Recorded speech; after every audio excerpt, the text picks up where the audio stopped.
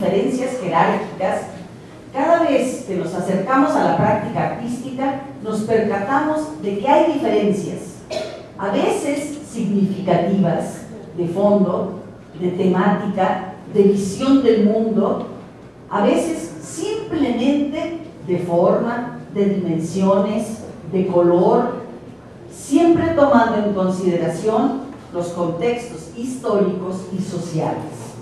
Esto es, el lugar geográfico y el tiempo, la clase, la etnia o raza, la edad, la sexualidad y el género, desde luego.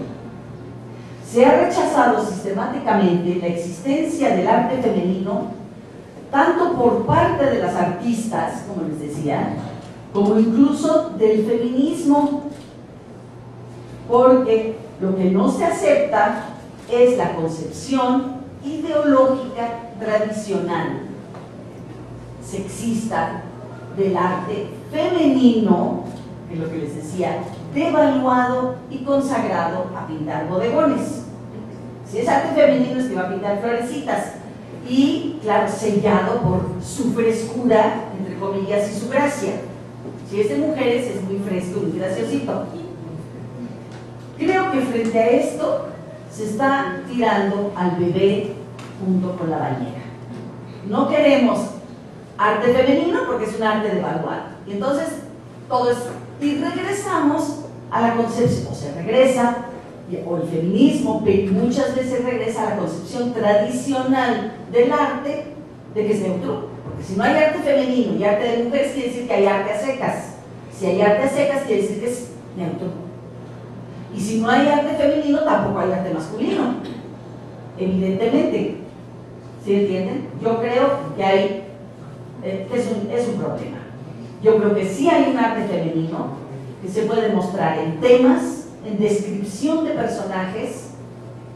La propia Virginia Woolf llegaba más lejos, creo, más lejos que yo desde luego, en que decía que ella en las primeras páginas de una novela, claro, cuando en una novela se describen personajes, ¿no? A la primera que se describía un personaje, ella sabía automáticamente, inmediatamente si era el escritor era hombre o mujer, por cómo describía a una mujer o a un hombre, al personaje. Yo no he hecho la prueba bien a bien, les invito a que lo hagan, a ver si es cierto, de comprobar eso. Me parece un poco difícil. Como es difícil y es muy engañoso, no hay que caer en lo que puede ser un juego. Es un juego muy divertido y que sí se atina a un alto, nuevamente un porcentaje muy alto. Vayan a una exposición colectiva, ¿no? ¿De cuadros? Una exposición de pintura o de grabados, ¿no? No miren las cédulas y traten de adivinar, por eso digo que es un juego, es el juego de las adivinanzas. Si es un artista, hombre o mujer, y a ver a qué porcentaje le atinan. Si lo van haciendo y van agarrando práctica, yo llego a atinarle a un 85%. Hay un margen de error de un 15 o un 20%. Hay unos que simplemente no sabes, ¿no? O yo no sé. Alguien más entrenado de repente sí puede. Alguien que todavía que lo afina más puede decir, no, sí, pero mira cómo está esta proporción, cómo está, etcétera. Un análisis propiamente iconográfico, ¿no?, de las obras te pueden ofrecer respuestas a si hay una forma de las mujeres o no. Pero si es cierto que las mujeres tenemos una sensibilidad distinta, que parece que en eso hay un cierto consenso, ¿no?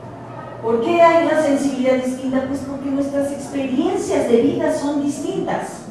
Y como son distintas, las experiencias de vida están moldeando la sensibilidad, la imaginación. Es casi como lugar común o sentido común que si tu vida cotidiana, si tu vida en el mundo es distinta, si tu visión del mundo es distinta, pues lo que estás plasmando en arte, cualquiera que sea el arte, sea también distinto. Ahora bien, yo creo que las artistas tienen dos formas de crear. a grandes rasgos, en cualquiera de las artes, con una voz ajena, que generalmente es la voz del mimetismo, o con una voz propia, cuando adquieren una voz de mujer. Pero los hombres igual. Los hombres, la única diferencia es que cuando hacen un trabajo con voz ajena, el mimetismo no mimetizan a mujeres, mimetizan hombres. Y luego pueden tener una voz propia cuando lo logran conseguir. Y por último lo que tenemos es, o habría un arte propiamente feminista. Y ese ya es el arte que crean en general mujeres, pero también algunos hombres, con una conciencia del papel de las mujeres en la sociedad, con una conciencia de qué son y tratar de transformarlo a través de la creación artística. Y de eso surgió fuertemente en las décadas de 70 y 80 en México y en muchas partes del mundo. Se paró la década de los 90, como que hubo una especie de reflujo ligero, y ahorita, una década después, dentro del siglo XXI, hay un renacimiento, ¿no?, del arte, que incluso le llaman no del neofeminismo, porque ese surgió antes, pero de de un renacimiento del propio arte feminista en Occidente. Las demás partes hay que estudiar. Yo lo dejo aquí para no cansarlos más, pero podemos establecer el diálogo y continuar el diálogo. Gracias.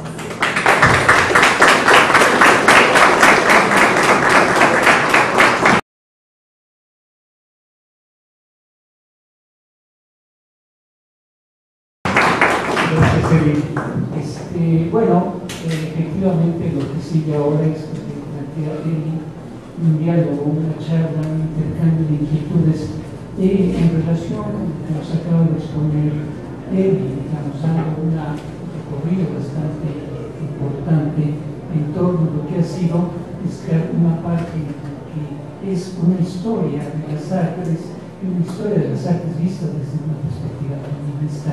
Entonces, lo que ella nos decía era muy interesante, como la historia de las artes, el feminismo explica la presencia de las mujeres, pero también explica la ausencia y las busca, ¿no? Y sobre todo, uno de los asuntos que me pareció muy importante, que es una de las cosas de los aportes del feminismo, ha sido cómo incorporar diferentes disciplinas y teorías críticas explicativas del proceder humano, y entre ellas está el marxismo. Me parece que eso ha sido efectivamente un matrimonio complicadísimo, pero que se ha ido encontrando, digamos, el hilo para poder ir con esta parte. Yo les invito, por favor, a que podamos iniciar el diálogo con él, por favor. ¿Quién se anima? Con lo que acabas de mencionar, les voy a dar un anuncio. No quiero que se me olvide un anuncio para quien esté muy interesado. Está en México, o viene a México. Para mí, la historiadora del arte marxista, feminista, más importante que yo he conocido, que yo he leído, que es Griselda Pollock, una inglesa, viene a México y va a estar el 3 en la UNAM y el 4 en la Ibero, dando una conferencia, una en cada lugar. Después de tantísimos años que no había venido, búsquenle por ahí, tú lo debes saber, ¿no? Va a Estéticas, ¿no? Y va a la Ibero a, no sé. Bien, entonces, por favor. Buenos días a todos y a todas. Si te puedes acercar porque está grabando, entonces te voy a pedir, por favor. Gracias. Bueno, buenos días a todos y a todas. Vengo de la Universidad de Costa Rica, mi nombre es Claudia. Y bueno, quiero agradecer a Eli por la conferencia, me parece muy clara. Estoy investigando el tema precisamente del arte femenino en Costa Rica del 80 al 2000. Y yo también estoy de acuerdo con esta proposición que hace Eli de que sí existe un arte femenino y el tema de las experiencias cotidianas y de las vivencias de las artistas marcan de alguna manera estos temas y estos personajes que aparecen en representaciones. Pero una de las cosas que me llama la atención en las entrevistas que estoy realizando es que son muy pocas las artistas que se declaran feministas o que proponen su obra como arte feminista, ¿no? Entonces, ahí es donde surge una contradicción a partir de estas respuestas, ¿no? De no declararse feministas o su obra un arte feminista, cuando en realidad su discurso en sus representaciones sí promueven estas proposiciones de ruptura con lo que es el discurso de una cultura hegemónica y patriarcal, ¿no? Entonces, mi pregunta sería si se puede hablar de prácticas estético-políticas en disidencia frente al discurso patriarcal, ¿no? Esa sería una pregunta, en lugar de hablar de arte feminista, una praxis estético-política en disidencia.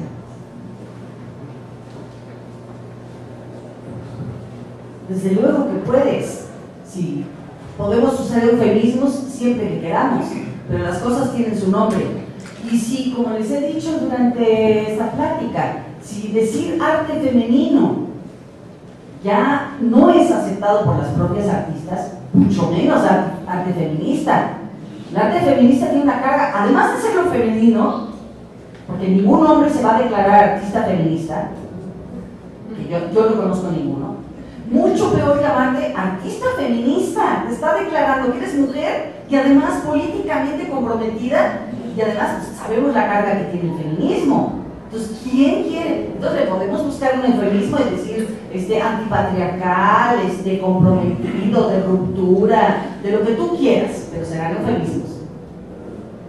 Creo que está bien usarlos, y está bien usarlos estratégicamente. Claro que está bien, ¿no? No siempre, no tienes que andar con la banderita del feminismo todo el tiempo, ¿no? O sea, yo cuando empecé a dar clases en la UAM jamás mencionaba la palabra feminismo, o se hubieran horrorizado, o como pasaba en la ENA, se doblaban de la risa. La mitad, varones sobre todo, ¿no? Claro, se morían de, vamos a hablar de feminismo, ja, ja, ja, ja, ja. Hoy en día eso no pasa. Han pasado 40 años. Pero las artistas, claro que no lo van a querer, no les va a gustar, lo quieren más amplio.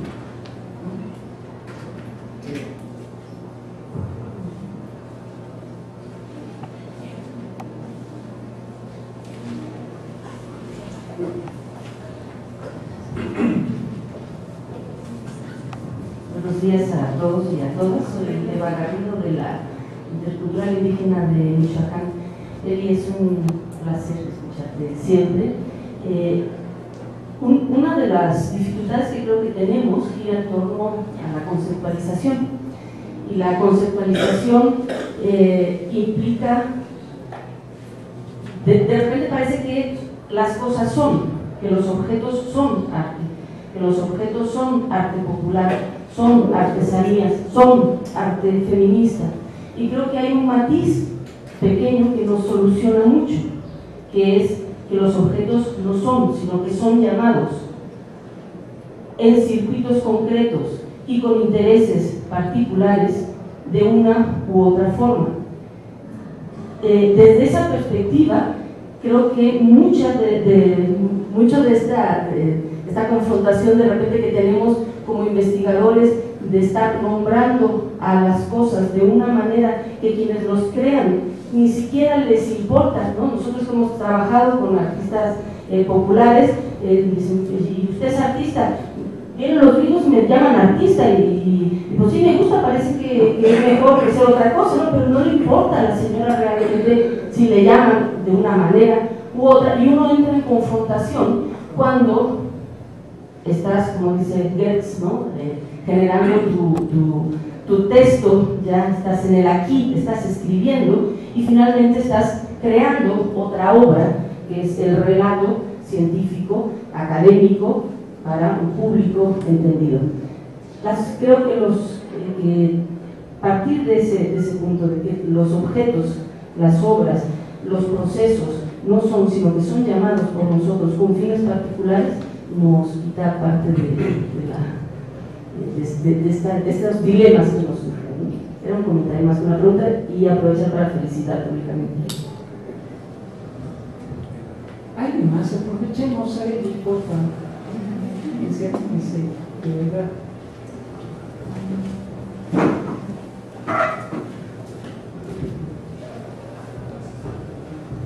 Bueno, ante todo, felicitar a la mesa, sobre todo a la maestra. Quisiera hacerle una pregunta porque me interesó mucho el comentario que dijo de Diego y Frida. Yo soy apasionado de ellos, sobre que era la pintora más pintor. Se me vino a la mente ahorita porque ¿qué se sabe sobre las pintoras lesbianas o gays en este caso? Si están ¿cuántas hay? Si hay alguna pues una cifra de ellas y si se les toma mucho en cuenta.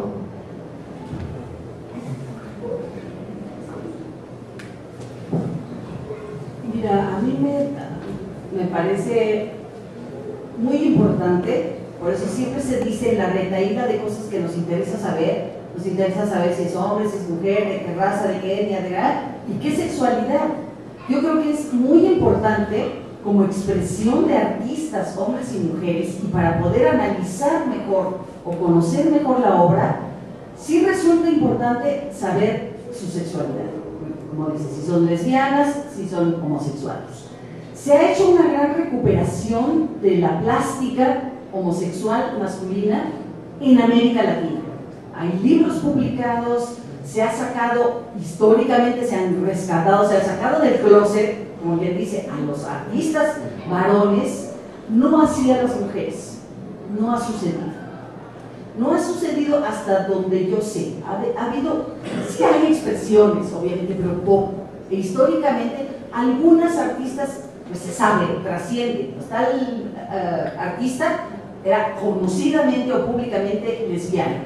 A mí me ayuda mucho para la lectura de las obras. Yo ahorita estoy trabajando con el desnudo femenino en las artes de México. Me estoy divirtiendo muchísimo. Puras encueradas hechas por hombres y por mujeres. En México, ¿no? Pero para estudiar a México hay que pasearse por el mundo. Entonces, pues me vean los chinos, lo que quieran, ¿no? Y nuevamente, es muy interesante cuando sí se sabe la sexualidad de uno y otro, cómo están representando al desnudo femenino. Es muy interesante cómo lo representa Rodríguez Lozano, por ejemplo. Es clarísimo, no todos nuevamente, pero tiene una tendencia a hacer desnudos femeninos que parecen hombres, ¿no? Con unas caderas estrechas, con unos hombros anchos, con una serie de características visuales que dices, bueno, y viceversa, ¿no? Cuando sabes que es lesbiana y representa, por ejemplo, tengo una con un desnudo completamente ambiguo, no sabe lo que es, no sabe si es hombre o es mujer, ¿no? Y ella, pues, conocidamente, que murió hace no mucho, que era Marisol Werner, no era ni feminista ni militante del movimiento lesbiano, nada, simplemente pues, como trasciende todo en el patio de vecindad, que es el mundo del arte, ¿no? Pues se sabe, se acaba sabiendo, ¿no? Entonces, yo creo que es fundamental y sería muy bueno que se pudiera expresar y manifestar más claramente, ¿no? Lo mismo nos pasa, por ejemplo, con Juchitán, ¿no? Los mushes, no, pues reconocidos socialmente, pero vean cómo es el asunto, que se me olvida la palabra a mí. Win, creo que le llaman, algo como win, que son las lesbianas. Esas no son reconocidas socialmente, no son aceptadas, ¿no? Son de closet. Entonces, qué bueno va a ser el momento en que mushes y wins puedan ser, ¿no? Públicamente, socialmente, en el seno familiar, lo que son, ¿no? O lo que quieren ser. porque está Tamara de la Pica, una pintora que no se habla mucho de ella. Que sí, se habla muchísimo, bueno, una exposición de Casares. Actualmente, pero en realidad no se hablaba de ella por su condición, precisamente. Exactamente, ver sus desnudos también. No, es muy interesante verlo desde esa perspectiva. Creo que es no solo interesante, es fundamental, pues es parte de la identidad del o la artista, ¿no? Pues, pero claro, como todavía es un tabú, entonces casi enunciarlo ya cuesta hasta trabajo, ¿no?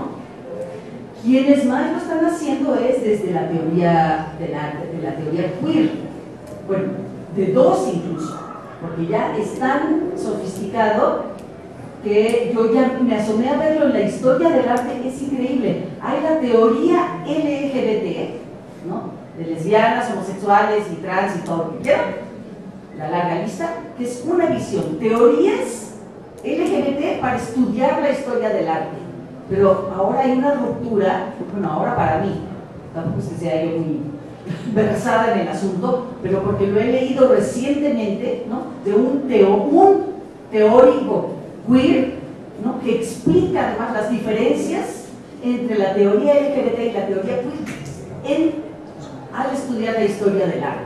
Entonces, sí, él es un teórico y historiador del arte norteamericano que se llama Norman Dreiser, ¿no? Muy bueno, muy interesante su trabajo. Sí, cómo no.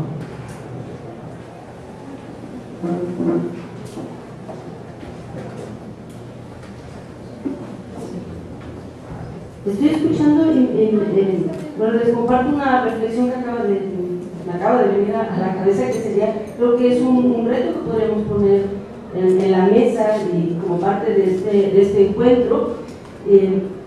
Si hablamos de que se puede marcar, como tú planteas, que existen sensibilidades distintas vinculadas con el género, y que esas sensibilidades están relacionadas con las experiencias, esta afirmación implica buscar ejes de lectura de las obras a partir de sería una especie como de tendencia a buscar aquellas experiencias que como mujeres tenemos en común. ¿Sí me explico? ¿Cuáles serían esos ejes? Hay ejes que están saliendo, ¿no? La identidad sexual, la parte de la violencia, la subalternidad, la violencia simbólica. Esto como que lo compartimos en muchas sociedades, en muchos contextos. Pero ¿qué otros ejes de lectura se cruzarían con esos? O sea, me estoy imaginando a una pintora lesbiana, mormona, estadounidense, que tiene en común con una purépecha, heterosexual, ¿no? ¿Qué tiene en común? Es decir, es un reto importante establecer los ejes de lectura de las obras a partir de esta afirmación de que existe una sensibilidad de ser mujer.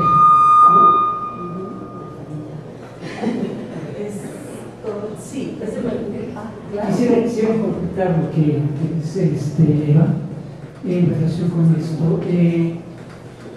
Yendo por el mismo camino y por lo que tú mencionabas, esto último, con base en tu experiencia y con lo que nos has, digamos, expuesto acá, la revisión que nos has hecho, ¿cuáles serían los temas que se están discutiendo en relación a arte y feminismo? Digamos que tú conoces un poco, considerando lo que dice ahorita, ¿por dónde están algunos de los temas principales, o algunos de los temas emergentes, o algunos de los temas que se tienen que incursionar, como tú dices, que han estado ahí, pero que no han tenido una perspectiva feminista en relación a su investigación y a su estudio? Y la otra sería, ligada a esta, igual, si nos podrías ampliar un poco más, con base en las investigaciones que he llevado a cabo, ¿cuál ha sido la metodología ¿qué ha seguido en algunas de ellas? ¿Y cuál ha sido parte de la reflexión teórica en relación con esto? ¿No? Digamos, a partir de considerar lo que nos has estado planteando, que es un campo, digamos, en el marco de la historia relativamente contemporánea, cuando tú nos señalabas que las mujeres a finales del siglo XIX ingresan al mundo de la Academia de las Artes, de cómo el feminismo, digamos, por decirlo así, no quiero decir que sea a partir de ahí como tú me señalas, pero señalando a De Beauvoir como un referente, digamos, contemporáneo y teórico para el estudio, si nos puedes comentar un poco de esto, por favor. Sí, hay muchas, esto tiene muchas vertientes, ¿no? Uno es el estudio, son como dos terrenos, uno es el estudio del arte y otro es las creadoras del arte, ¿no? Las artistas, los artistas, y son como dos universos, ¿no? Separados. Entonces, yo me sitúo desde luego porque no produzco nada de arte, absolutamente nada, entonces me sitúo en el de estudios del arte. Y eso te requiere ir desde el mero principio, ir creando estos vínculos entre feminismo y arte. No está dado, hay que hacer un esfuerzo adicional. Y te tienes que asomar y leer y estudiar y mirar y volver a leer, ¿no? La labor que hacemos estudiando cualquier cosa, ¿no? Entonces, en esas primeras lecturas, las feministas, claro que sí señalaban, bueno, no, las primeras decían, sabemos que hay diferencias y que hay una sensibilidad de las mujeres distinta, pero no sabemos en qué consiste. Llevamos 40 años tratando de ver en qué consiste, justamente. Es, ok, sí, son diferentes, bueno, muy bien, lo entendemos teóricamente. A la hora de la práctica, es lo que yo les decía, ¿en qué consiste, en qué es diferente un cuadro de un hombre del de una mujer? ¿En qué? ¿No? Todo el contexto ya está muy bien analizarlo, estudiarlo y saber las diferencias de género alrededor como proceso. Pero ahora, como objetos artísticos, o sea, la parte iconográfica, ¿en qué? Eso me lo salté. Ya muy pronto las artistas feministas hablaron de que si las formas curvas y redondas y circulares y huecas y ovaladas de las pintoras o escultoras, las visuales, ¿no? Las artistas visuales tenían tendencia a hacerlo más que los hombres. Pues es una bonita teoría, hay que probarla. Y te asomas al mundo del arte y, como les decía yo de los ejemplos, que no se sostiene. A veces sí se sostiene y a veces no. Se sostiene más cuando son directamente artistas feministas. Entonces sí, como Judy Chicago a principios de los 70, ¿no? Que se dedicaba a hacer vulvas por todos lados y todo eran vulvas y la última cena son, bueno, pues sí, no, claro, más claro ni el agua, ¿no? Pero eso se hacía hace 40 años y se hace hoy en día en México. Ustedes ven la obra de una artista feminista como la zacatecana Félix, ahorita se me va el nombre de pila, los apellidos son Félix Cheli, ¿no? Abiertamente, lo que decía es de que sí hay lesbianas, sí, no solo es lesbiana, sino que sí pone en funcionamiento. Ahorita tiene una exposición justamente que se llama algo como vaginoloquio o una cosa por el estilo, no exactamente, es un juego con la palabra vagina, pero lo transforma, ¿no? Y está exponiendo en el Museo Pedro Coronel su trabajo, y bueno, es como muy claro. Ahora, ¿cuáles son los temas o las tendencias? Depende nuevamente de si son feministas o no. Dentro del campo del arte feminista hay temas muy claros, o sea, violencia es número uno, o sea, en casi todos. En Lorena Wolfer, en su fotografía, o sea, en fotografía mucho. En una documentalista como Mari Carmen de Lara, lo que atraviesa toda su obra, de 40 documentales que lleva hechos, ¿no? Más o menos, más los cortos, ¿no? Que ahora está presentando su último documental, que es un documental sobre Alain de Foppa, literata, política, crítica de arte guatemalteca que desapareció hace 30 años en Guatemala.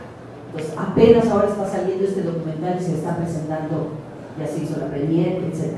Pero toda su obra que es una documentalista feminista, o sea, eso es en el campo del cine. ¿Qué lo atraviesa? Violencia. La denuncia de la violencia hacia las mujeres en todas sus formas, habidas y por haber. Entonces sí hay temas muy recurrentes que están ahorita en primera línea, pero que no surgieron por la violencia en el país, la agudización de la violencia, siempre en el país, sino por la violencia que ha marcado la vida de las mujeres desde siempre. Entonces, violencia es desde luego un tema prioritario, junto con, y ese sí es desde también de las últimas décadas, cuerpo. Todo lo que tiene que ver con cuerpo, desde donde se quiera. No es por casualidad que esté yo también estudiando el desnudo femenino. Marcado con las tendencias del feminismo, te acaban llegando o las acabas aplicando de esa manera, ¿no? Entonces, es un poco tu pregunta era cómo es que el estudio es acercarte a las diferentes producciones artísticas, verlas como proceso. Todo eso es metodológico, son cuestiones absolutas y totalmente metodológicas. Tú no puedes ir a una comunidad purépecha y estudiar el arte popular y no ver a las personas. O sea, simplemente no puedes hacer eso. ¿Por qué? Porque es un proceso. Tienes que ver quién hace esos objetos, en qué condiciones, dónde los venden, quién compra ese arte popular, quién compra esos objetos, que no se venden muchos de ellos en México, que se van directo a Dinamarca, Holanda, a los Estados Unidos, qué sé yo, ¿no? Es la parte del consumo, quién compra. Y luego estudiar qué están diciendo en sus obras, qué nos comunican, qué dicen, ¿no? Para saber cuál es ese imaginario de las mujeres, pero no sé si va por ahí que pregunta uno. Ya me hice por eso. ¿Alguien más? Por favor, Susana. Bueno, gracias por la participación. Bueno, vine nada más a esto, a escucharte. Yo también estoy estudiando ahorita el cuerpo del grupo femenino, pero porque me estoy basando en la obra de Yamina Lagar, esta fotógrafa feminista que hace denuncia social de la violencia de las mujeres con autorretratos. Ella se autorretrata desnuda y hace esta cuestión. Entonces lo que yo estoy manejando es... ¿De qué edad es ella? Es feminista, sexóloga, artista visual. Yamina. Sí, lo veí bien, pero luego pensé que había oído mal. Sí, Yamina, ¿verdad? Entonces, ahora que hablas de que estás haciendo este estudio del desnudo femenino, no sé si ya tienes algo publicado sobre esto. Sí, pero virtual. En el MUMA, en el Museo de las Mujeres. MUMA. Sí, hay una cosita pequeñita. Además me interesa mucho porque estoy haciendo autorretrato y bueno, ahorita te comento eso.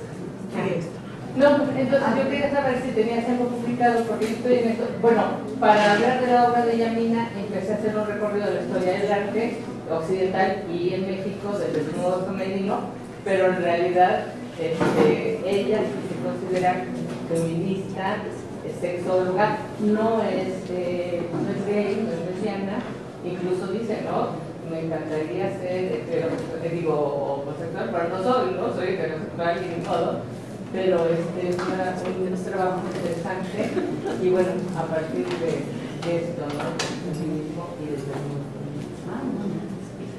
Sí, una de las grandes reflexiones desde el feminismo, desde el feminismo es justamente el autorretrato, mucho, ¿no?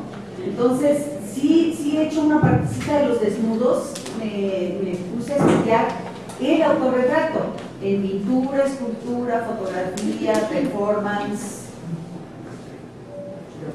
algo así. Y bueno, sí tengo ejemplos de todo el siglo XX, ¿no?, en México, interesantísimos, excepto de las décadas 50 y 60. No he podido encontrar uno solo. Yo digo que tiene que haber, entonces más necia estoy buscando, ¿no? Empecinadamente, porque tengo un hueco de 20 años en que las artistas pues, no hicieron un autorretrato desnudo, autorretrato desnudo. Yo digo que tiene que haber habido, por algo no las encuentro. Digo, sí sé algunas explicaciones, pero no me convencen del todo. Entonces, si saben de algo, por favor, díganme lo que necesito. ¿Alguna última pregunta, comentario, observación? Si no, bueno, pues queremos dar muchísimas gracias a él verdaderamente por tu participación. Y bueno, porque siempre generará verdaderamente un lugar para seguir comentando y que este sea un espacio verdaderamente, pues, inicio para muchas cosas de un trabajo colegiado, interinstitucional, que nos parece puede dar bastante para muchos lados. Espero que sea el primero y no el último. Efectivamente, así es. Muchas gracias. Pues démosle un aplauso por favor.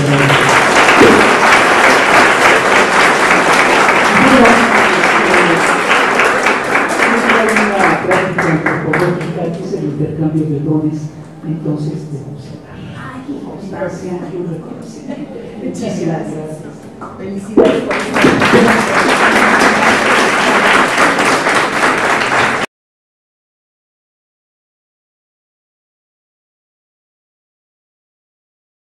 empezar con la mesa de trabajo número 1 de este encuentro. Esta mesa se titula Mujeres y hombres en los imaginarios y las representaciones artísticas y estéticas de género. Número 1. Para empezar con esta charla, vamos a tener a Mercedes Castro Espinosa con la ponencia Nueva crítica feminista en el arte, otras miradas, el caso de María Esquivel. La maestra Mercedes Castro Espinosa es licenciada por la Escuela Nacional de Antropología e Historia, ENA, y maestra por el Instituto de Investigaciones Antropológicas de la Universidad Nacional Autónoma de México. Sus investigaciones y tesis de licenciatura y maestría versan sobre la problematización de los derechos humanos de las mujeres y las niñas, así como de la sexualidad desde una perspectiva feminista de género. Su tesis de maestría, Violencia de Género y Derechos Sexuales y Reproductivos, obtuvo mención honorífica, así como sugerencia de nominación para la medalla Alfonso Caso, que otorga la UNAM cada año para mejores tesis en ciencias sociales. Ha sido profesora de materias optativas y del proyecto de investigación formativa en estudios de género de la Escuela Nacional de Antropología e Historia. Ha sido ponente y coordinadora académica del Diplomado Derechos Humanos, Género y Comunicación, organizado por IMujeres San Luis Potosí, y la Asociación Civil Ciudadanía en Movimiento y Camino a la Igualdad de Género. Es profesora investigadora de esta universidad, la Universidad Autónoma de la Ciudad de México, y ha sido pionera e impulsora del Centro de Estudios Interdisciplinarios de Género, CEG, la instancia organizadora de este encuentro, donde se hace investigación y docencia en temas feministas, de arte, feminismo y género, derechos humanos de las mujeres, crítica feminista, literaria, estudios históricos y de género, entre otros. En el CEG se desarrolla, entre otros, el proyecto de investigación Arte y Género, Imaginarios Estéticos en la Ciudad de México. Ella es la coordinadora y responsable técnica de este proyecto y, bueno, sin más le damos la palabra para que comience esta mesa.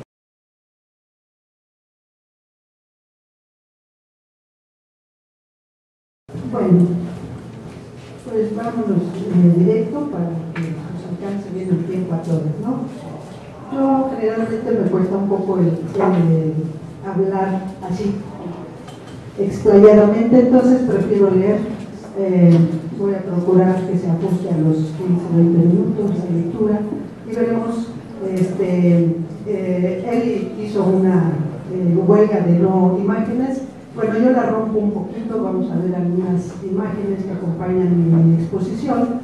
Y bueno, va de el desarrollo de los planteamientos aquí expuestos constituyen una parte inicial de mi proyecto de investigación para doctorado y trata sobre la contribución de las artistas plásticas mexicanas a la conformación de las mujeres como sujeto político. Dicha investigación tiene como propósito central analizar la obra y trayectoria de artistas, de varias artistas plásticas mexicanas. Esta investigación se abocará a tres periodos distintos de la vida social, política y sobre todo artística de la sociedad mexicana.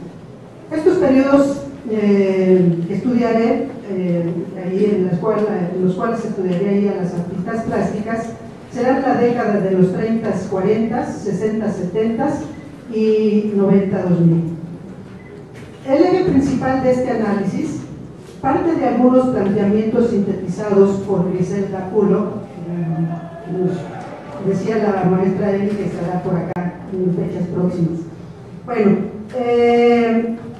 entonces mi investigación estará muy centrada en estos planteamientos de Griselda Bullock sobre la teoría crítica feminista en la historia del arte,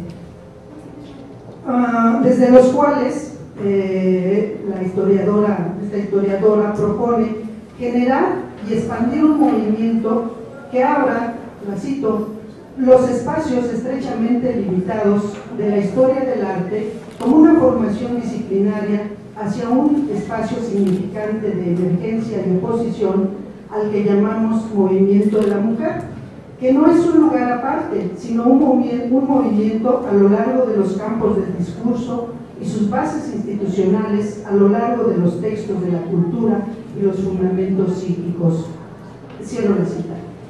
Para expandir este movimiento y abrir esos espacios estrechamente limitados de la historia del arte, la crítica e historiadora feminista del arte propone, retomando la noción de movimiento de Adrienne Rich, el cual implica como estrategia metodológica aquella del ojo al leer un texto, es decir, hacer una revisión en donde leer se ha convertido en un significante cargado de un nuevo tipo de práctica crítica, releyendo los textos de nuestra cultura sintomáticamente, tanto por lo que no se dice como por lo que sí. El significado se produce en los espacios intermedios y eso es lo que movemos a lo largo de los cánones, disciplinas y textos para oír, ver y comprender de nueva forma. De esta manera, explica Bullock, es como las feministas han logrado intervenir, generando formas expandidas, en este caso en la historia del arte, y que precisamente por medio de estos movimientos, entre las formaciones disciplinarias, entre la calle y la academia, entre lo social y lo cultural, entre lo intelectual y lo político, entre lo semiótico y lo psíquico, es que las mujeres fueron capaces de hacer las interrelaciones entre las formas dominantes alrededor de la sexualidad y el poder, las cuales nos informan, aunque estén mistificadas por los signos exteriores y visibles de los hábitos particulares y procedimientos particulares de una disciplina o de una práctica. Pero es también ahí, dice Bullock, que habría que construir las nuevas miradas e historias feministas del arte y ver en la obra de las artistas plásticas, también ella ha estudiado mucho, Griselda Bullock, a las artistas plásticas, dice, hay que ver los signos de una lucha estructural condicionada y disonante de las mujeres con esa feminidad de signo falocéntrico, la cito, una lucha con definiciones ya existentes históricamente específicas y disposiciones cambiantes de los términos hombre y mujer dentro de la diferencia sexual, en donde podamos, dice Bullock, buscar inscripciones de lo femenino que no procedan de un origen fijo, esta pintora de sexo femenino, aquella mujer artista, sino de aquellas artistas trabajando dentro del predicamento de la feminidad en culturas falocéntricas, en sus diversas conformaciones y sus sistemas variables de representación. Cierro la cita. Así, estos son también algunos de los planteamientos subyacentes en mi investigación sobre artistas plásticas mexicanas, los cuales se apoyan y tienen como base esa noción de revisión, de relectura, desde la perspectiva crítica feminista en la historia del arte. En este sentido, mi pretensión y puntos de partida buscan tratar de develar en la obra y representación de artistas plásticas mexicanas tanto su presencia efectiva en el discurso cultural como sus aportes, tanto en las prácticas disciplinarias artísticas en que se desenvuelven, como en la transformación de esas profundas estructuras de sistemas patriarcales y falocéntricos que han desvirtuado, desnaturalizado, invisibilizado históricamente el trabajo y la obra de las mujeres en los más diversos ámbitos de la cultura y la sociedad. Aportes que pensaría han contribuido a cambiar tanto el canon del discurso, en este caso artístico, como el orden jerárquico de género, de tal manera que esta propuesta de revisión y relectura, en esta propuesta podamos ver en la obra y las representaciones de las artistas plásticas mexicanas su contribución a esos movimientos o intersticios de significado, espacios intermedios como los define Pulo, que han permitido a las mujeres movernos a lo largo de los cánones, disciplinas y textos para oír, ver y comprender de nueva forma. He de señalar también que estas propuestas teórico-metodológicas que se constituyen como base y eje central aglutinador de mi investigación se enmarcan dentro de la crítica y los cuestionamientos del movimiento feminista a partir de los años 70, los cuales se centraron en lo que Griselda Pulo denominó las guerras de la cultura, crítica y cuestionamientos que se extendieron a diferentes ámbitos de la cultura, entre ellos el campo del arte, particularmente la historia del arte. Así, desde esta perspectiva y otras investigadoras e historiadoras feministas del arte, mexicanas, españolas, inglesas, norteamericanas, cito algunas: Enriqueta Ochoa, mexicana; Eli Bartra, mexicana; Marianne Pecao, española; Katie Bedwell, inglesa; Janet Gold, inglesa, por mencionar algunas, coincidieron en señalar que a partir de la década de los 70, ahí me paramos porque esta ya es muy izquierdo,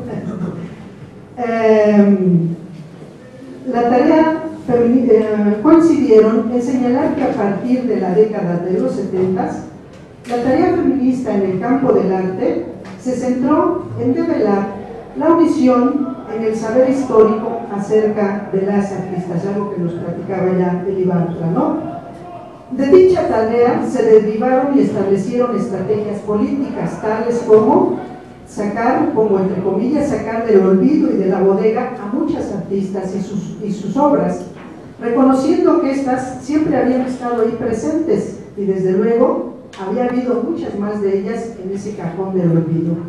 Junto con ella se las fue descubriendo, reconociendo con sumo interés, lo mismo que su obra, al tiempo que hubo también un reconocimiento del gran aporte realizado por estas, tanto como el cualquier gran artista masculino hombre y de renombre.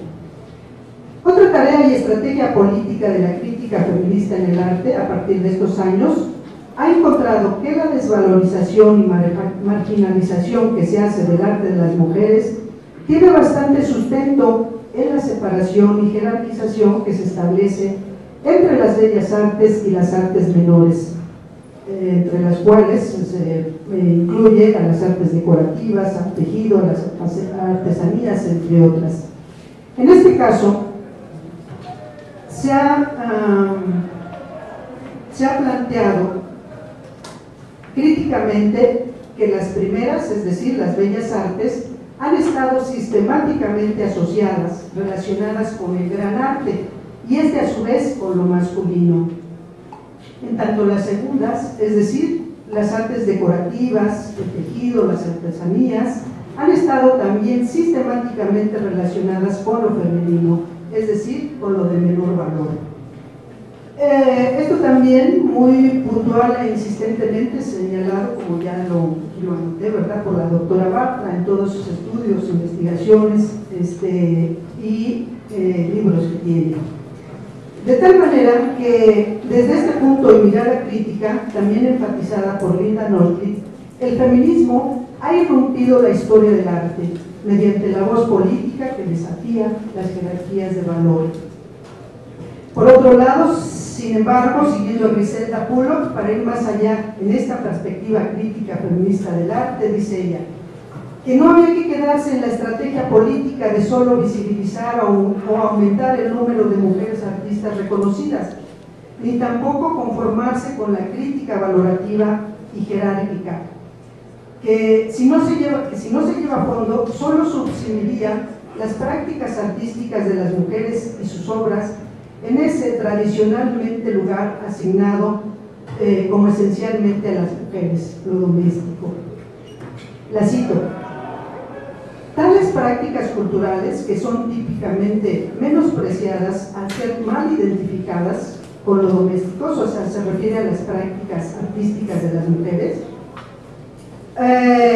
con lo doméstico, lo decorativo, lo utilitario, la destreza manual, a saber, por lo que la lógica patriarcal negativamente caracteriza como esencialmente femenino, aparecen como meras instancias de diferencia y paradójicamente confirman más que desafiar el estatus canónico normativo de estas otras prácticas realizadas por los hombres.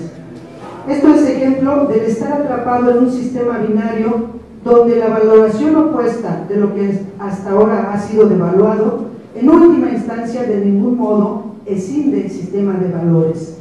Se intrinca más bien con la estructura subyacente que insisto en extraer. El arte es muchas veces un debate enmascarado sobre el género. De esta manera, dice nuestra autora, más bien habría que enfatizar y profundizar en el reconocimiento y crítica de que estas omisiones han de apuntar a revisar el canon del arte, canon que no está centrado en el arte y sus historias, sino en el sujeto occidental masculino y sus aportes míticos, según sus necesidades psíquicas y de diversa índole, desde las cuales se han construido dichos cánones. De tal manera que Pullock propone dos ejes sustanciales en una nueva estrategia política feminista en el arte. Uno, abocarse a una radical comprensión del legado artístico de las mujeres, y dos, abocarse a la transformación radical del concepto mismo del canon como discurso del arte que se debe estudiar. En este sentido, para Pullock ha sido muy importante recuperar y rescatar a las artistas del cajón del olvido, y hay que seguir haciéndolo, dice. Pero también plantea una pregunta fundamental, en la que subyacen sus estrategias teórico-metodológicas. Y la pregunta que se hace es la siguiente: ¿cómo podemos hacer del trabajo cultural de las mujeres una presencia efectiva en el discurso cultural, también en el discurso cultural, que cambia tanto el discurso como la jerarquía de género en un solo movimiento deconstructivo? De esta manera, en la pregunta planteada por Pullock se inserta la perspectiva y problemática de la investigación de las artistas plásticas. Esto es, develar, hacer una revisión y construir otras miradas sobre la contribución de las artistas plásticas mexicanas a la construcción de las mujeres como sujeto político a partir de su obra y representaciones plásticas. Así, mi investigación buscará mostrar cómo las artistas han contribuido a una diferencia, las artistas en este caso plásticas, ¿no?, mexicanas, cómo han contribuido a una diferenciación del canon y al mismo tiempo como muy probablemente esto les haya influido y cambiado en cuanto a su propia consideración como sujetos de derechos. Y de la misma manera, cómo han contribuido con sus representaciones y autorrepresentaciones a la construcción de un nuevo sujeto social, que Celia Amorós ha denominado como el nuevo sujeto social emergente, es decir, las mujeres. Bueno, así, para esta charla, aunque sea de una manera sucinta, quiero compartir con ustedes unas breves reflexiones sobre María Izquierdo. Reflexiones que por ahora solo estarían en el primer nivel de la estrategia política que he mencionado antes, la cual apuntaría a lo que empezaron planteándose las críticas feministas en la historia del arte allá en los años 70, es decir, a sacar del cajón del olvido y de la bodega la vida y obra de grandes artistas, en este caso, artistas plásticas mexicanas. En esta perspectiva, abordo ahora esas breves reflexiones sobre María Izquierdo. María Izquierdo es una de las artistas plásticas cuya obra para mi investigación ubiqué en el periodo de los años 30-40 y de la cual preparo esta charla, y de la cual, preparando esta charla, me preguntaba, ¿qué les digo de lo tanto que se ha dicho, pero poco conocido sobre ella, y de lo tanto que todavía falta por decir? Así, por ahora, solo compartiré con ustedes algunos de sus datos biográficos, y luego algunas de sus pinturas. Comentaré 2 que 3 puntos sobre uno de los aspectos que tanto se ha enfatizado para señalar la peculiaridad de su obra, su ubicación y aporte como artista moderna y vanguardista, que casi no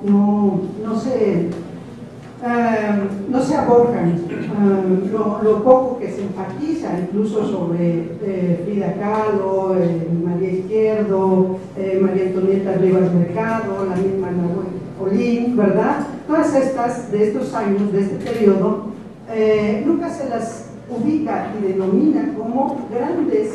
Solo se habla de los grandes contemporáneos, de los grandes vanguardistas, modernistas, pero no se habla de las grandes vanguardistas o modernistas como fueron estas, de las que estamos hablando y de las que hoy hablo un poquito de María Izquierdo.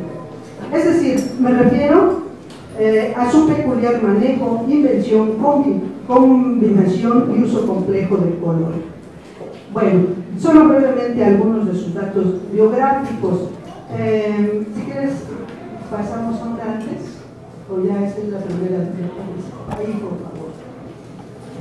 María Zenobia Izquierdo nace en San Juan de los Lagos, Jalisco.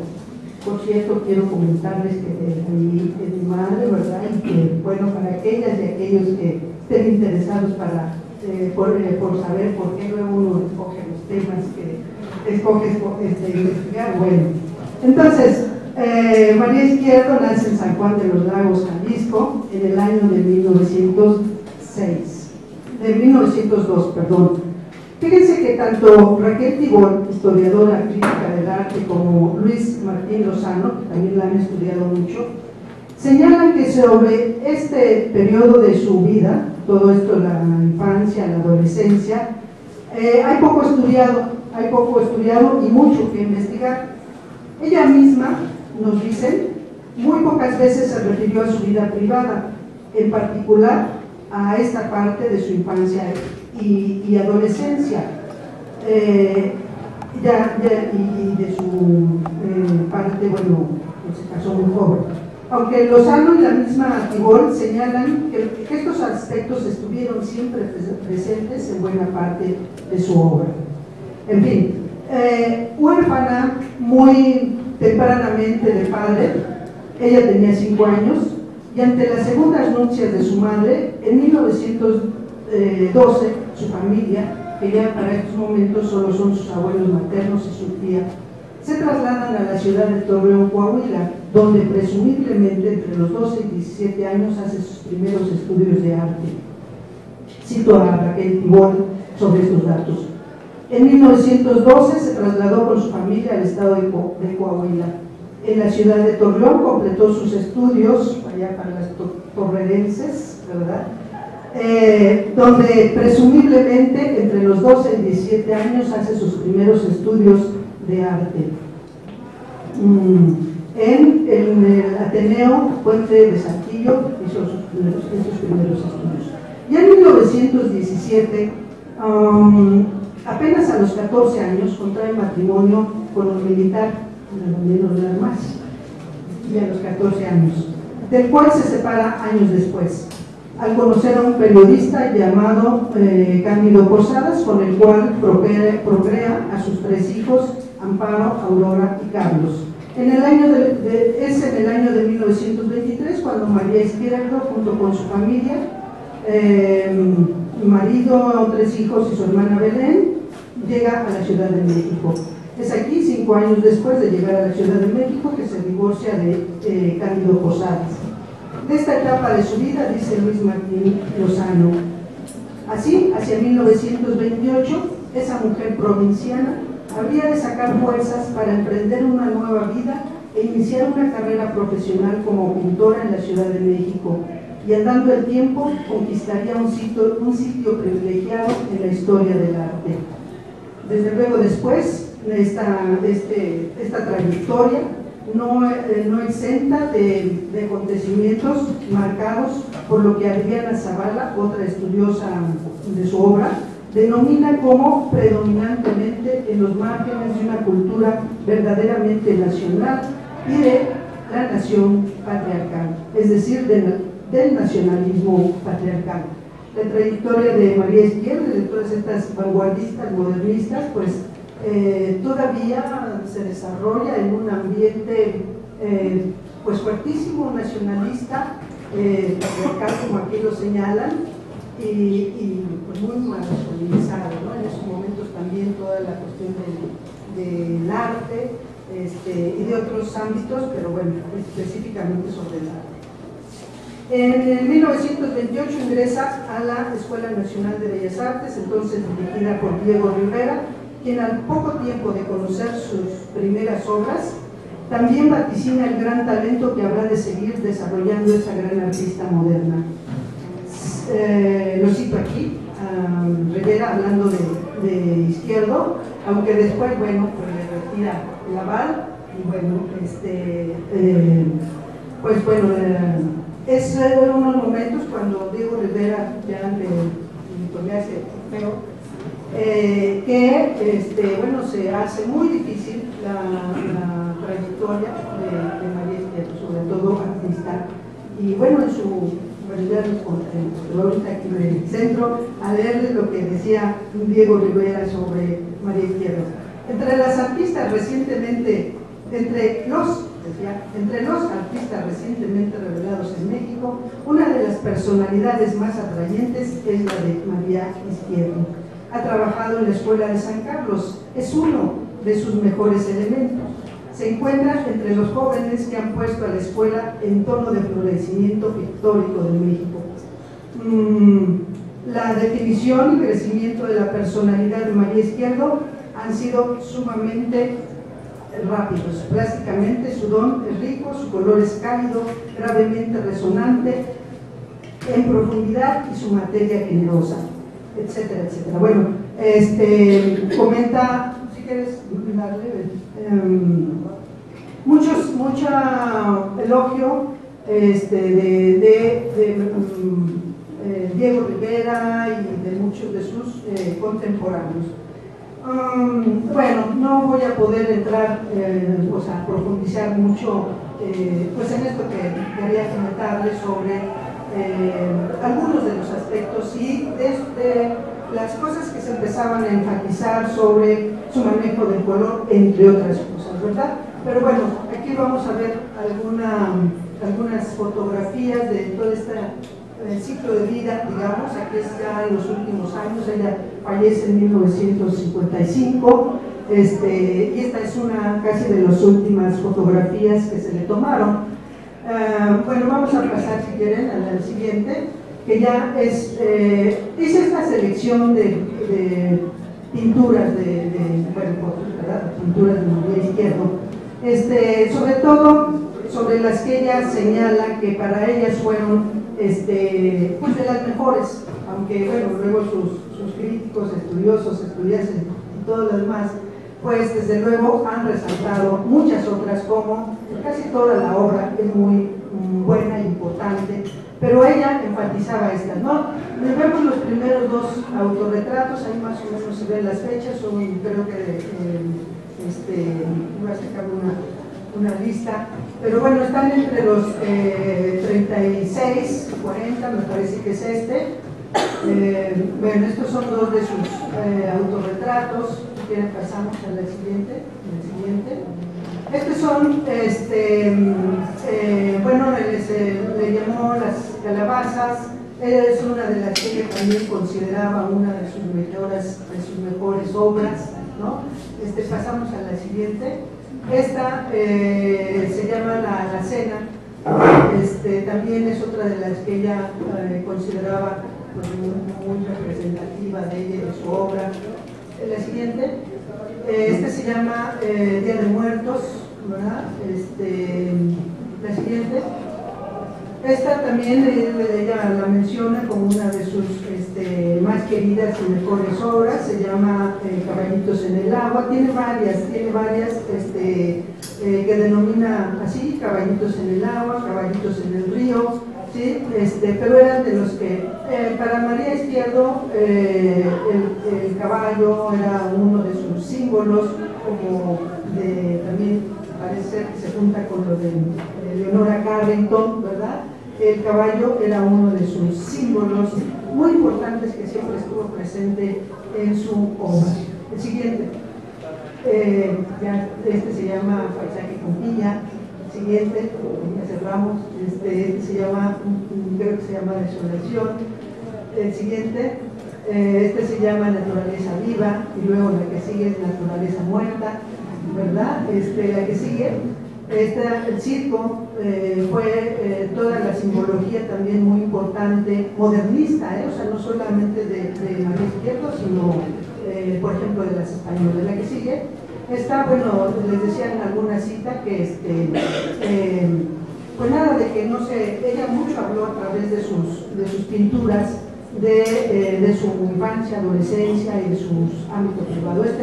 Se llamó Retrato de Belén, que es sobre su hermana.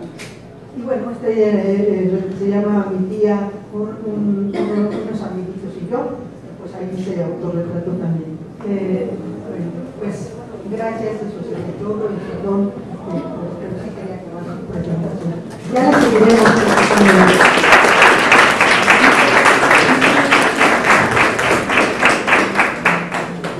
Bueno, gracias, maestra Mercedes. Ahora vamos con la ponencia de Eva María Garrido Izaguirre del programa Arte y Patrimonio Cultural de la UII Michoacán.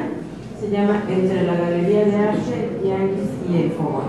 Eva María Garrido Izaguirre es investigadora de la Universidad Intercultural Indígena de Michoacán en el programa de Arte y Patrimonio Cultural. Trabaja dos líneas de investigación en torno a la estética indígena y la antropología del arte desde la perspectiva de género. Ella cuenta con múltiples publicaciones centradas en el análisis de creaciones artísticas de los pueblos originarios de Michoacán.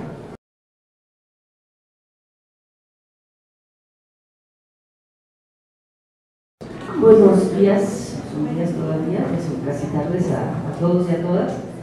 Antes de empezar con la ponencia, quiero que nos asegures otras cosas aquí, ¿verdad?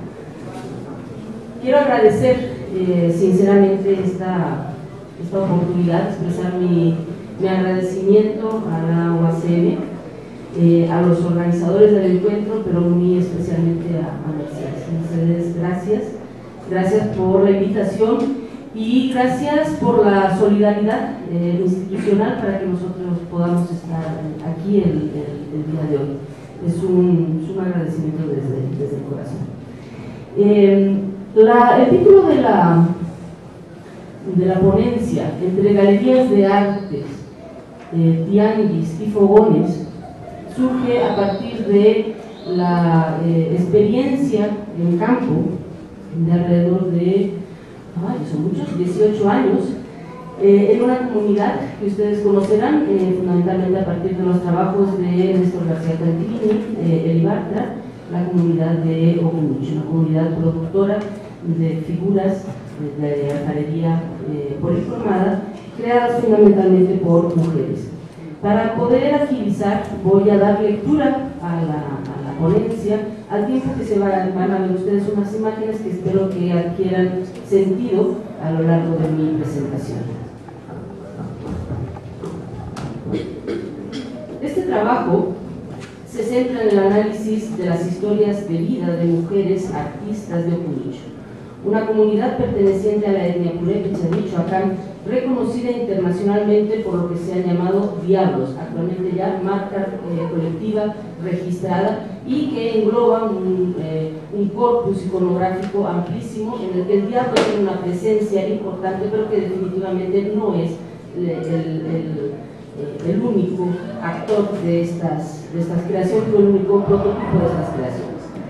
El fenómeno analizado es producto de las políticas públicas nacionales en pro del desarrollo artesanal que encontraron eco en las mujeres de este pueblo, quienes han generado un corpus de formas que han sido nombradas como arte surrealista, artesanía o arte popular, y que circulan en el suelo de los tianguis regionales, museos nacionales e internacionales y galerías de arte en condiciones de subalternidad. En esta ponencia nos preguntaremos por los factores que abocan al oficio, las relaciones entre mujeres que articulan el trabajo del barro, el empoderamiento que han experimentado muchas de ellas a partir del oficio, así como los costos y beneficios de dicho proceso.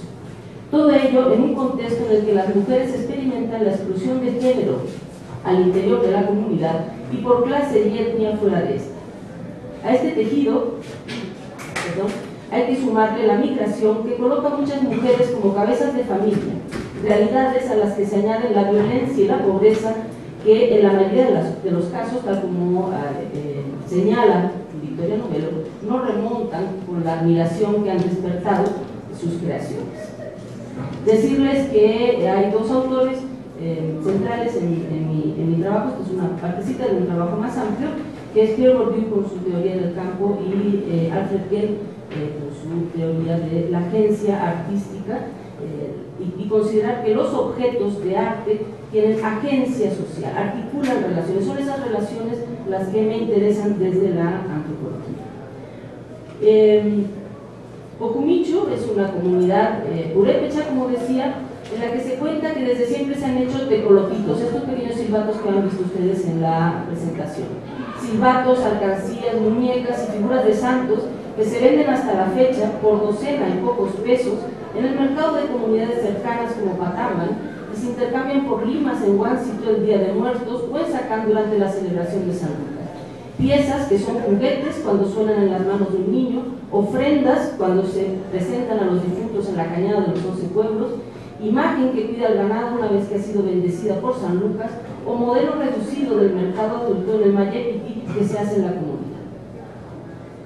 A este tipo de piezas se suman otras a partir de los años 60 del siglo pasado, producto de la iniciativa de un hombre, aparentemente.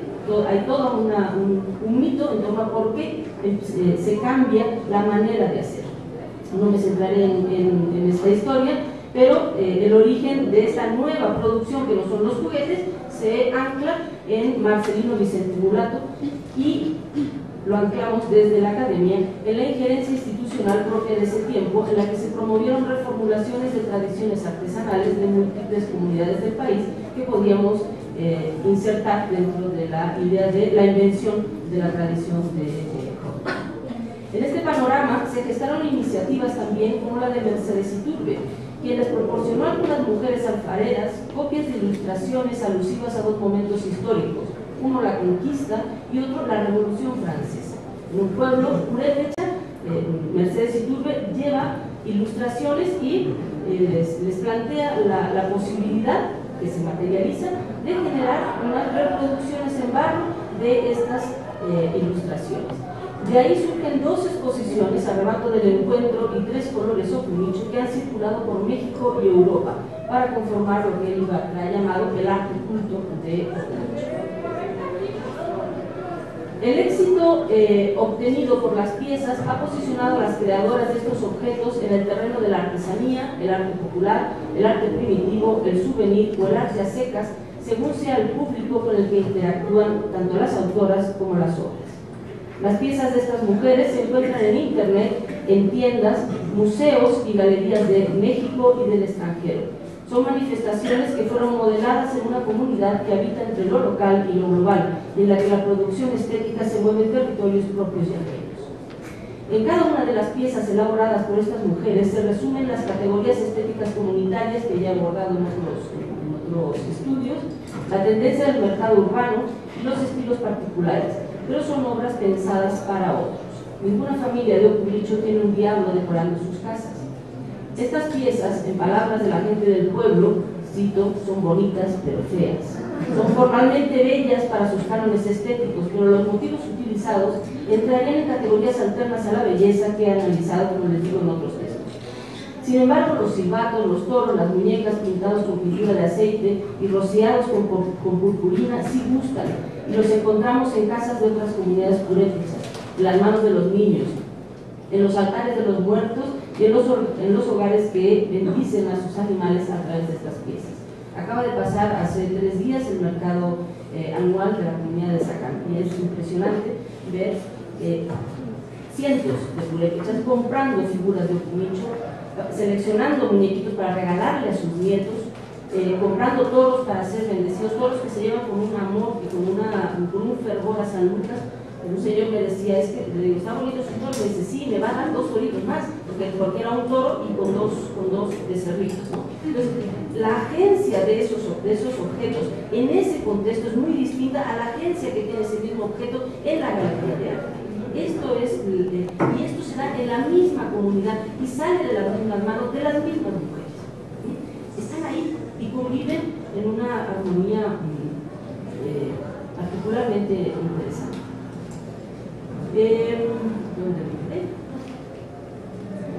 Los diablos, este concepto, que es un concepto de los diablos de Ocumicho, remiten a cuentos e historias que pululan por la región, no solo en la comunidad, pero junto a ellos, las mujeres de Ocumicho modelan la vida del pueblo, obras que tienen una vocación narrativa, que cuentan a modo de crónica en barro lo que pasa en el mundo, en una especie de poesía descriptiva, similar a la identificada por otros autores para otro género creativo, en este caso musical, como es el de la pilepa, muy particular de la cultura pilepa. Sus obras son representaciones de un nosotros en el que ellas mismas se retratan como alfareras, trabajando en la casa o vendiendo en el tianguis, mientras a manera de instantánea autobiográfica representan como un turista les toma una foto. Creo que han visto la imagen de escenario de Rafael Julián, muy reveladora y que permitiría generar interpretaciones interesantes. Cito algo que plantea Bárbara Jiménez. Es bueno saber hacer alguna cosa para traer unos pesitos en la bolsa. En las entrevistas realizadas, todas las mujeres alfareras coinciden en afirmar que trabajan por necesidad. Es decir, la motivación principal recogida en la exégesis de las artistas es de tipo económico, y para vender sus obras buscan acercarse al gusto del mercado, lo que Alfred Gell plantearía o llamaría la agencia del mecenas. Sin embargo, esta agencia es parcial, ya que de ese gusto del mecenas reclama también originalidad y creatividad, de tal forma que lo que parecería un condicionante a la libertad creativa de estas mujeres se transforma en un estímulo de la misma. El gusto por el trabajo es un factor fundamental y se hace explícito constantemente. A lo largo de las conversaciones aparecen afirmaciones del tipo: a mí me gusta mucho este trabajo, para mí es como estar jugando, es divertido, si tuviera dinero no lo iba a dejar de hacer, no me gusta estar así nomás sin hacer alguna cosa. La técnica se suele aprender de manos de otra persona. Visitando los talleres es común ver a niños y niñas ayudando a pintar o jugando con el barro. Y así lo refieren también las historias de vida cuando hablan de que les gustaba mucho agarrar el lodo cuando eran chiquitas. El saber hacer se transmite de madres a hijos de manera informal. Digo hijos, tanto hijas como hijos. Mujeres y hombres que ayudan jugando. No forma parte de sus obligaciones ni se dedica tiempo a su formación. Es una familiaridad que no implica un aprendizaje, pero sí el despertar del gusto. Un primer acercamiento que se refuerza en la adolescencia, la mayoría de las veces por necesidad, ya sea económica o de cumplimiento de obligaciones familiares. Remarco esto del gusto porque muchas mujeres me dicen, es que si no te gusta, mi hermana no aprendió, es que no le gusta. Tiene que haber un gusto para poder desarrollar el resto del aprendizaje. Es muy frecuente escuchar que el conocimiento de la técnica fue pasando de los familiares mayores a los más jóvenes con estrategias y motivaciones distintas que hablan de los procesos por los que una mujer adquiere el oficio. Una de ellas es por voluntad, de quien desea aprender y busca la colaboración de una vecina o un familiar que le enseñe. Cuando se trabajaba de puro molde, dicen algunas mujeres preguntaban para enseñarse o hacer los silbatitos o puertitos. Yo quiero enseñarme a hacerlas para ayudarme con eso también, decían, y así muchas sabían hacerlos de molde. Esto habla de cómo se generaban unas redes de solidaridad entre ellas. Si yo tengo necesidad y no lo sé hacer, voy y pido que me enseñen. En otros casos se aprende por la necesidad de cumplir con las obligaciones familiares, tal como ocurre cuando uno llega a la casa de una suegra que es alfarera. El sistema de parentesco patrilocal coloca a la mujer casadas en una posición de sumisión frente a la parentela del esposo. La mujer llega, así se dice, es que mi hermana llegó a Nurío, o sea, se casó en Nurío y llega allí. Si se casa en el mismo pueblo, llega a la casa del varón y en ella tiene que demostrar su valía y responder a las demandas de su nueva familia, sobre todo las de la suegra. Este fue el caso de varias mujeres entrevistadas, quienes afirmaron que aprendieron cuando la ayuda pasó a formar parte de sus obligaciones. Estas relaciones entre nuera y suegra recuerdan el apunte que hiciera Lundgren en los años, a finales del siglo XIX, sobre la crueldad de las suegras. Tienen un apartado dentro de su informe que es así, de la crueldad de las suegras en el ámbito técnico. Este fue el caso de una artesana, una creadora, que no voy a dar su nombre, que me contaba cómo su suegra no la quería como nuera porque ella no sabía trabajar el barro. Ella, hija de ganaderos, quería estudiar. Se casó con el acuerdo de que le iban a permitir seguir estudiando. Sin embargo, tuvo que truncar sus aspiraciones educativas al casarse. Se vio obligado a aprender bajo las humillaciones de su suegra, lo relata con dolor. Y fue la solidaridad de una vecina la que le permitió aprender el oficio para poder llegar a nutrir las exigencias de la suegra.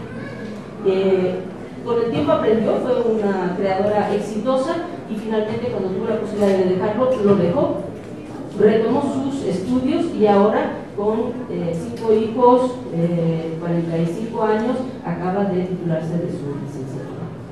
Otras mujeres aprendieron con artesanas que y así se dice, las ocupaban, ¿no? Es que me ocupó porque necesitaba ayuda. Que las ocupaban ocasionalmente cuando necesitaban ayuda para realizar partes del proceso que no requerían experticia, como aplicar las bases de color o amasar. Un trabajo remunerado con algunos pesos, muy pocos, o con comida, que en los casos conocidos se entiende como ayuda solidaria de las mujeres con recursos hacia aquellas que tienen menos. Colaboraciones que propician el aprendizaje por observación, pero que también develan relaciones de poder desiguales entre mujeres.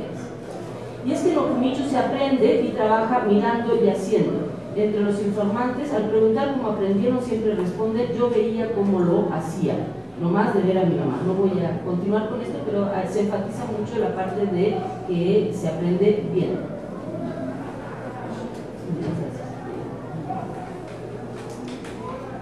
¿Qué hay que aprender? Hay que aprender a hacer, pero también hay que aprender a organizar el tiempo, hay que aprender a elegir los espacios de trabajo, a vender y a contar las historias que les gusta al público que preguntan y a los otros alumnos, por supuesto, qué significa. ¿Dónde se trabaja? Se trabaja en la casa y se habla constantemente de que es una gran ventaja, porque si tú puedes pintar y si necesitas cuidar a los hijos o atender la comida, sí se puede, no te sales de la casa. En cuanto al tiempo y su uso, Robert West en los años 40, en su visita a Michoacán, registró en su informe que las mujeres de Ocumichu se dedicaban a hacer juguetes de barro en su tiempo libre. lo que ilustra más que la realidad su concepción del trabajo femenino como secundario, sobre todo cuando conocemos la intensidad con la que suelen trabajar muchas mujeres. Y en esto quiero hacer un énfasis particular. Es impresionante la cantidad de esfuerzo de estas mujeres para sacar adelante a sus familias. Un caso, me levanto a las 4 de la mañana, hago las partecitas de las piezas de barro, cuando sale el sol voy al molino, echo tortillas, le llevo a mi esposo el almuerzo y le ayudo a hacer tabique, a arrimar el agua, la tierra, lo que se ocupe. Me regreso y hago las figuras que dejé en la mañana, echar tortillas otra vez, y en veces me quedo hasta las 10 de la noche trabajando si hay un concurso o si tengo entrego. Eso no es trabajar en el tiempo libre. Eso es no tener tiempo libre. El tiempo dedicado al barro se cruza con otras variables como el tipo de unidad de producción de la que forman parte las mujeres, el número de mujeres adultas que integran la familia, los compromisos rituales, la demanda, la climatología, la salud, sus edades, etc. Me voy a pasar a otra parte. Algo que dice una señora, que le decía a su esposo: si quieres ya, mejor no me des nada, al cabo yo ya traigo. Como ya dijimos, las mujeres que trabajan el barro dicen que la necesidad las abocó a ello. Muchas de ellas forman parte de familias sin tierras, consideradas al menos antiguamente entre las más pobres del pueblo. Otras tantas trabajan para compensar la desatención de maridos, y así lo dicen, que puro se la pasan tomando. Algunas son cabezas de familia, madres solteras y esposas de migrantes o viudas, y las hay solteras que viven bajo el techo de los padres y han decidido mantenerse del oficio. ¿Qué factores se relacionan con su mayor o menor éxito y capacidad de acumulación? ¿Y cuáles son las manifestaciones de su empoderamiento? Y lo que es más importante, no más importante, pero algo que me ha importado, ¿cuáles son los costos sociales de ese empoderamiento? La combinación de salud, necesidad, roles sociales y capacidad de movimiento para la comercialización son factores que están en relación directa con las trayectorias artísticas de las mujeres de un nicho. La obra de una mujer no es la misma cuando es recién casada y vive en la casa de la suegra que cuando vive aparte, cuando tiene hijos pequeños que cuando estos ya crecieron, cuando vive con su esposo que cuando enviuda, es madre soltera o cabeza de familia por la migración, cuando es joven que cuando envejece, y es la abuela que cría a los hijos de sus hijos migrantes. O sea, hay muchas mujeres que los modelos de familia se han diversificado ampliamente en esta comunidad y en muchas otras. Son muchos los casos que conozco de mujeres casadas cuyo oficio se ha convertido en el sustento familiar. El éxito de las figuras, sobre todo entre los años 60 y 90, generó vocaciones inexistentes hasta entonces, incluso en los hombres. El trabajo del barro femenino, las mujeres hacían juguetes y ellas mismas los vendían en tianguis regionales, pero la euforia de que todo lo que se hacía se compraba hizo que las mujeres empezaran a integrarse más en este oficio. Gracias. También quiero destacar que ese éxito generó un giro en los roles de género. Hombres que no trabajaban el barro se empezaron a integrar y ellos son los que ayudan a sus mujeres. Hombres que trabajaban la madera generaron un nuevo estilo de máscaras de madera, las vieron al principio de la presentación, máscaras de madera con estilo del barro de las mujeres. Traer dinero en la bolsa es motivo de conflicto. Algunas son acusadas por sus esposos de que ese dinero lo ganan ilícitamente con contacto con los señores, ¿no? Entonces, el empoderamiento de la mujer genera, en algunos casos, conflictos, en otros casos no, en otros casos son muy valoradas por sus esposos porque ellas están realmente generando una contribución importante. Cuando no hay pizca en las tierras cercanas y demás, son ellas las que sostienen. La mayoría de las mujeres que se meten a trabajar en este oficio justifican que es por necesidad y que entraron sobre todo cuando se quedan viudas, cuando son madres solteras o cuando no tienen el sustento de sus esposos. Esa es la realidad. Ya no me da tiempo a terminar, solamente concluiría volviendo un poco al título, diciendo que cuando estos objetos están en las galerías, se llaman o están cerca del campo artístico y son arte popular por ser hecho por mujeres indígenas y pobres, es decir, es arte pero con un apellido. Ese apellido popular está directamente vinculado con el hecho de ser mujeres. Cuando están en el tianguis se convierten esos objetos en artesanías y ellas en artesanas. Pero en esos espacios, y también en el de la galería, y esto es significativo, el ser hecho por mujeres indígenas y pobres se convierte en un valor agregado. Hay todo un público, ¿sí?, que gusta de este tipo de objetos en el que la subalternidad se convierte en un valor agregado y por ende en una motivación para la creación. En el fogón, es decir, en la casa, en Ocumicho, esto es un oficio, es un trabajo que se hace por necesidad y que amplía su presencia y su agencia tanto en el pueblo como en el mundo. Estos objetos hacen que estas mujeres que están en el fogón tengan presencia en el mundo a través de unas obras que circulan entre el campo del arte, el campo de la artesanía o como queramos llamarlo, pero son como un gozne, como una articulación de campos distintos. Ellas están en el fogón y son trabajadoras. Muchas gracias.